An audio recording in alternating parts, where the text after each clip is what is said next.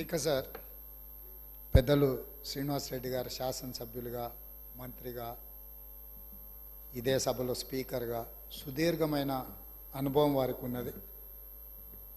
మాజీ ముఖ్యమంత్రి చంద్రశేఖరరావు గారితో కలిసి పనిచేసిన సుదీర్ఘమైన అనుభవం కూడా వారికి ఉన్నది.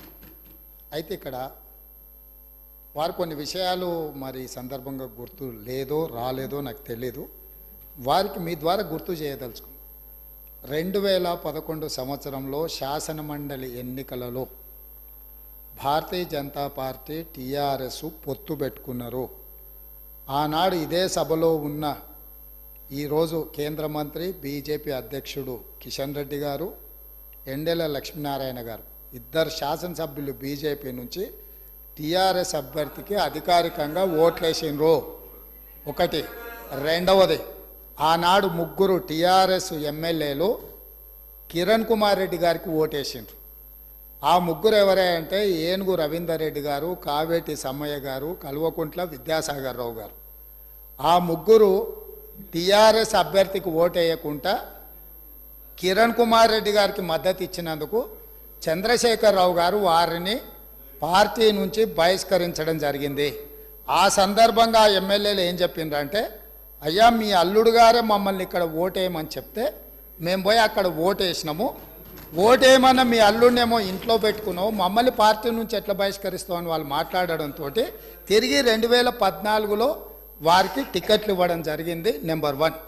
నెంబర్ 2, 2014 నుంచి 2023 వరకు పార్లమెంటులో ఏ సందర్భం వచ్చినా అధికారికంగా అక్కడ రికార్డులు ఉన్నాయి.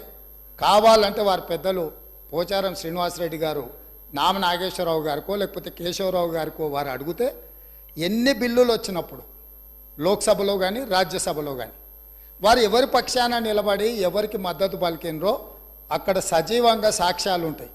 3 తలాక్ కావచ్చు, 370 ఆర్టికల్ కావచ్చు, రైతు వ్యతిరేక నల్ల చట్టాలు కావచ్చు, జిఎస్టీ కావచ్చు, నోట్ల రద్దు కావచ్చు, ఇట్లా చెప్పుకుంటూ వెళ్తే కొన్ని వందల బిల్లులు లోక్సభలో రాజ్యసభలో వచ్చినప్పుడు టీఆర్ఎస్ పార్టీ స్పష్టంగా ఒక సందర్భంలో రాజ్యసభ సభ్యుడు అక్కడ బిల్లు ఉన్నదంటే ప్రత్యేకమైన విమానం వేసుకొని పోయి మోడీ గారికి అనుకూలంగా ఓటేయడం జరిగింది. Bharatiya Janata party, BRS, BJP ఒకే రకమైన ఆలోచన విధానంతో గత 10 సంవత్సరాలు ప్రభుత్వాలను కలిసి నడుపుకున్నారు. వాళ్ళిద్దరు కలిసి చర్చించుకున్నారు.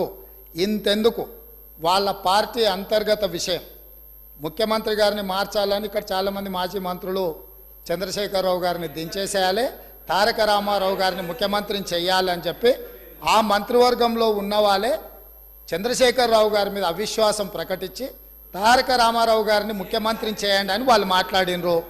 వాళ్ళందరూ ఒత్తిడి తట్టుకోలేక చంద్రశేఖరరావు గారు వెళ్ళి నరేంద్ర మోడీ ప్రధానమంత్రిని కలిసి నేను అక్కడి నుంచి మా వాళ్ళు తప్పుకోమంటుండ్రు, తప్పుకుంటా తారక రామారావు గారిని తెలంగాణ రాష్ట్రానికి ముఖ్యమంత్రిని చేస్తా, మీరు నాకు అనుమతి ఇవ్వమని అడిగినరని, నేను వారసత్వ రాజకీయాలు లేకపోతే రాచరికాలను నేను సమర్థించను, నేను వ్యతిరేకిస్తున్నా, అది ఎలా సాధ్యమో అని నేను చంద్రశేఖరరావును నిలదీసినని భారత ప్రధానమంత్రి తెలంగాణ రాష్ట్రానికి వచ్చినప్పుడు స్పష్టంగా ప్రకటన చేసిండు.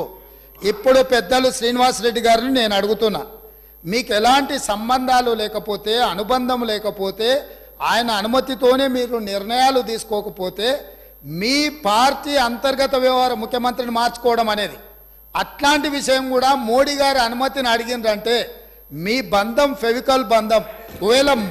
ఒకవేళ మీకు కేసీఆర్ గారు చెప్తుండ్రో లేదో వాస్తవాలు ఒక్కసారి ఇప్పుడు నేను చెప్పిన చరిత్రను మొత్తము వారు తెలుసుకోవాల్సిందిగా నేను కోరుతున్నా. మీకు కొన్ని చెప్తాడు, కొన్ని దాస్తాడు. కాబట్టి దాసినై మీకు ఒకవేళ ఎప్పుడైనా అనుమానం వస్తే మీరు ఎప్పుడైనా నన్ను అడగొచ్చు, స్వేచ్ఛగా వచ్చి కలవచ్చు. మిగతా వివరాలన్నీ కూడా నేను మీ దృష్టికి తీసుకొస్తాను. పోచారం శ్రీనివాసరెడ్డి.